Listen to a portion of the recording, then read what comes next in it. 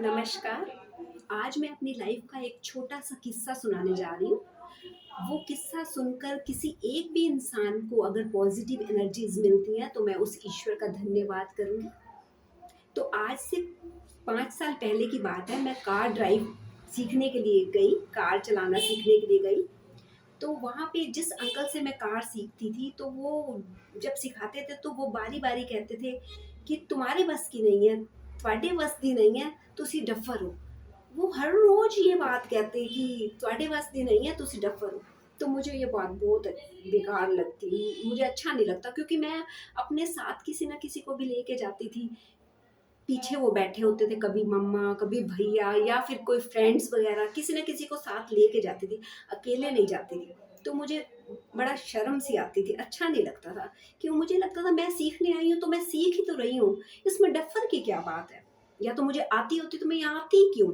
और वैसे भी कितनी दिक्कतें होती हैं, मतलब कितनी चीज़ें देखनी पड़ती हैं और पता है क्या, मैं जब अपने मेरे को कई बार जो मेरे पीछे बैठे होते थे ना, वो भी ये बात कह रही थी, जब अंकल तुझे कहते हैं इधर कर, ऐसे कर, वैसे कर, तो तू ऐसे क्यों नहीं करती है? मतलब हँस के कहते थे। तो मैं ये कहती थी अंदर से, हाँ बोल लो, इस फ्रंट सीट पर आकर देखो तो तुम्हें पता चलेगा कि कितनी चीज़ें देखनी होती हैं, यू टर्न करना, हाथ में गियर्स होती हैं, हमारी ब्रेक्स भी पैर में हैं और इतना रश, ट्रैफिक, हर चीज़ देखनी होती है। वहाँ पे बैठ के बोलना बहुत आसान है। पर फिर मैंने एक जिन्होंने मुझे उनके अंकल के पास भेजा था, जिन्होंने उनसे कार सीख रखी थी, उनसे फ़ोन पे बात की कि मैंने कहा ऐसा-ऐसा, वो अंकल ना ऐसे बहुत बोलते हैं, मुझे अच्छा नहीं लगता। वो कहते हैं दीदी ये आपके साथ नहीं, ये सबके साथ ही अंकल ऐसे बोलते हैं। तो मैंने कहा अच्छा, फिर मुझे लगा हो सकता है वो इसलिए बोलते हों ताकि मैं कार सीख जाऊँ, मुझे जान के अंदर से मतलब गुस्सा दिलाते हो कि भई ये बात करूँगा तो ये कार सीख जाएगी। तो फिर मेरे को भी था कि मैंने भी इस अंकल को दिखाना है कार सीख के, तो मैंने भी डट कर मेहनत की और मैंने सोचा मैं पूरी ट्रेन्ड होंगी, मुझे ऐसे नहीं सीखनी है कि बस आज मैं सीख ली और कल खत्म। मैंने भी पूरा ट्रेन्ड ही होना है और फिर टचवुड मेरे हस्बैंड की भी मुझे सपोर्ट थी, वो भी ये कहते थे कि तुझे कुछ नहीं होना चाहिए, कार को बेशक से कुछ हो जाए लेकिन तुझे कुछ नहीं होना चाहिए। क्योंकि ये सपोर्ट भी बहुत बड़ी होती है, क्योंकि फिर डर ही बना रहता है, हाय कोई मतलब कार पे खरोच ना आ जाए, कोई वो ना हो जाए, ऐसा डर बना रहता है। तो अगर हस्बैंड ये बात कह दे तो थोड़ा बंदा ना फिर अपना कॉन्फिडेंस से कार सीखता है कि हाँ, टेंशन नहीं होती है। तो फिर मैंने अच्छे से कार सीखी और फिर मैं अकेले भी मतलब लेके जाया करती थी।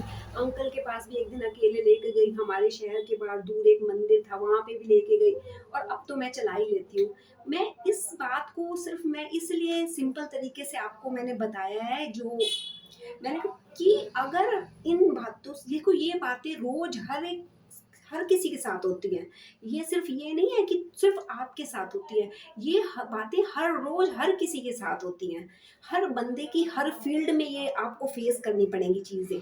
हर कोई कुछ भी कह के चला जाएगा और आपको लगेगा कि शायद मैं ही कुछ भी नहीं हूँ, मेरे से कुछ भी नहीं होता, मैं ही डफ़र हूँ। नहीं सोचिए ऐसा और खुद को पॉज़िटिव बनाइए, क्योंकि जितना आप अपने आप को पॉज़िटिव बनाएँगे, उतना ही आपका माइंड स्ट्रॉन्ग होता जाएगा और आपके ऊपर ये छोटी-छोटी चीज़ों का असर होना ही बंद हो जाएगा और ये होना बहुत ज़रूरी है। क्योंकि अगर आप ये चीज़ों को सोचते रहे तो आप लाइफ़ में कुछ नहीं कर पाएँगे। इसीलिए आप पॉज़िटिव रहिए, स्वस्थ रहिए, मस्त रहिए और मैं इतनी पॉज़िटिव हो गई हूँ, तभी मैं आज आपके सामने ये अपनी किस्सा बता पा रही हूँ कि ऐसा उन्होंने कहा कि तुसी तो डफ़र हो। नहीं तो अगर मैं इतनी स्ट्रॉन्ग ना होती तो मैं अपने लिए ये किस्सा सबके सामने क्यों बताती?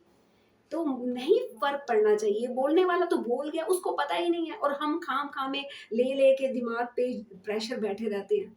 तो अगर किसी को भी इन चीज़ों से कुछ वाइब्रेशंस पॉजिटिव एनर्जीज़ मिली हैं, कुछ समझ आई है, तो मैं उस ईश्वर का धन्यवाद करूँगी और अगर आपको मेरी वीडियो पसंद आए तो आप प्लीज़ चैनल को सब्सक्राइब कीजिएगा, लाइक, कमेंट्स कीजिएगा और स्वस्थ रहिए, मस्त रहिए। बाय-बाय।